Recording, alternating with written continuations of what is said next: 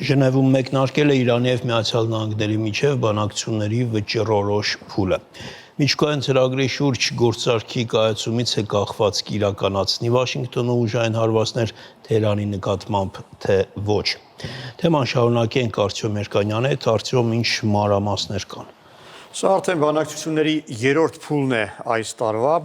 Առաջին փուլը ըստ էության բացասական արդյունք արձանագրեց եւ դրանից հետո ամերիկացիները արդեն սկսեցին խոսել ռազմական հարված հասցնելու անհրաժեշտության մասին, անգամ մամուլում օրներ հիշատակվում, թե երբ կարող են Միացյալ Նահանգները առաջին հարվածը հասցնել, բայց այնուամենայնիվ համաձայնվեցին բանակցությունների երկրորդ փուլի, որը տեղի ունեցավ փետրվարի 17-ին եւ կարծես թե լավատեսության համար հիմք ստեղծեց։ Համենայն դեպս եւ Վաշինգտոնում եւ Թեհրանում փետրվարի 17-ից հետո հայտարարեցին, որ որոշակի առաջընթաց կա եւ իմաստ ունի այն շարունակել։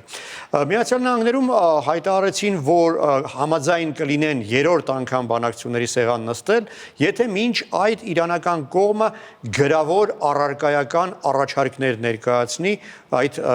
սպասվող գործարքի վերաբերյալ։ Եվ 2 օր առաջ Իրանի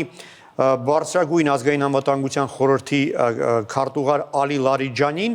օմանացի դիվանագետների միջնորդությամբ փոխանցեց ամերիկյան կողմին այդ գրավոր առաջարկները եւ կարող ենք ենթադրել, որ ամերիկացիներին այդ առաջարկները տպավորեցին, քանի որ այսօր ամերիկյան պատվիրակությունը Ժնևում բանակցությունների սեղան նստեց իրանացիների հետ։ Հայտնի չէ, թե արդյոք այս բանակցությունները, այսինքն այս փուլը բանակցությունների կրկին միջնորդների մասնակցությամբ է իրականանում, օմանացի դիվանագետներն են միջնորդի դերում, թե այս անգամ ուղիղ դեմ առ դեմ կնստեն Արաքչին եւ Ուիտկոֆը։ Համենայն դեպս արտգործնախարար Արաքչին հայտարարել, որ կողմ է առանց միջնորդների դեմ առ դեմ բանակցությունների սեղան նստել եւ քննարկել ամենասուր հարցերը։ Եվ նաև հաստատվեցին տեղեկությունները, որ այսօր կողմերին կմիանա նաև ՄԱԳԱՏԵ-ի գլխավոր տնօրեն Ռաֆայել Գրոսին, նրա մասնակցությունը կարևոր է, քանի որ գիտենք, որ ՄԱԳԱՏԵ-ի խորհուրդը մարտի 2-ին նիստ է գումարելու, որին ամերիկացիները ներկայացնելու են չափազանց խիստ բանաձևի նախագիծ, որը խստորեն դատապարտում է իրանական կողմին եւ ընդունման դեպքում Միացյալ Նահանգների ձեռքում այն կարող է հաղթակարդ լինել եւ օգտագործվել Իրանի դեմ ռազմական հարձակում արդարացնելու նպատակով։ Այսինքն հավանաբար մինչև մարտի 2-ը պետք է պարզ լինի, կնքված է գործարքը, թե ոչ։ Մի քանի օր առաջ, անցած շաբաթ, նախագահ Թրամփը հայտարարել էր, որ իրանական կողմը ընդամենը 15 օր ունի, որից հետո, եթե գործարք չլինի, ինչպես Թրամփն է ձևակերպել, տեղի կունենան շատ վատ իրադարձություններ։ Արդյոք կարող ենք ասել, որ հիմա այդ քոնշած լավատեսության հիմքերը ավելի շոշափելի են։ Դժվար է ասել, ամենայն դեպս Դոնալդ Թրամփը փետրվարի 24-ին կոնգրեսին ուղղված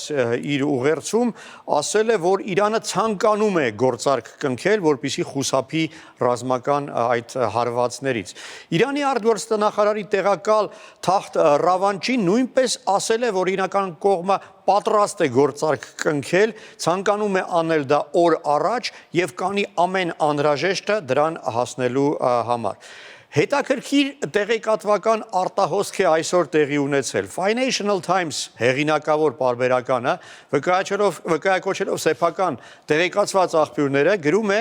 որ իրանական կողմը առաջարկել է ամերիկացիներին այդ գործարքի շրջանակներում հնարավորություն ստեղծել, որպեսզի ամերիկյան ընկերությունները կարողանան ներդրումներ իրականացնել իրանական նավթագազային այդ սեկտորում։ Այսինքն դա նման է շատ այն սցենարին, որը իրականություն դարձավ Վենեսուելայում, երբ ամերիկացիները զգալիորեն նվազեցրեցին ճնշման աստիճանը այն բանից հետո, երբ ամերիկյան ընկերությունները սկսեցին կամ հնարավորություն ստացան ներդրումներ կատարել Վենեսուելայում։ Բայց Վենեսուելայում գիտենք, թե ինչ էր դրան նախորդել։ Երկրի առաջին դեմքին էին վերացրել մեկուսացրել ըստ էության։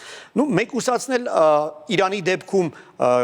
հնարավոր կլինի թե ոչ եւ անհրաժեշտ կլինի թե ոչ, քանի որ հնարավոր են տարբերակներ առանց ֆիզիկապես մեկուսացնելու ինչ որ լուծումների հասնել եւ ամերիկյան մամուլը քննարկում է թե ով կարող է լինել Իրանում այն դեմքը, որի հետ ամերիկացիները պատրաստ կլինեն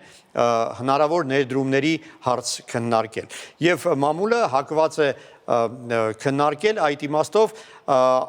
անվտանգության հարցերով գլխավոր խորհրդի քարտուղար Ալի Լարիջանի տեխնացությունը այդ տարբերակը համենայն դեպս նկատելի է որ վերջին շաբաթների ընթացքում նա չափազանց ակտիվացել է եւ ինչպես գրում է օրինակ Պոլիտիկո բարբերականը ըստ էության նա է կատարում երկրի ղեկավարի լիազորությունները համենայն դեպս այժմ ավելի ազդեցիկ է քան անգամ նախագահը երկրի Կարևոր հանգամանք, որի մասին նույնպես կարծում եմ արժի հիշատակել եւ որը անուղղակի ձևով կազդի այսօրվա բանակցությունների ֆոնին։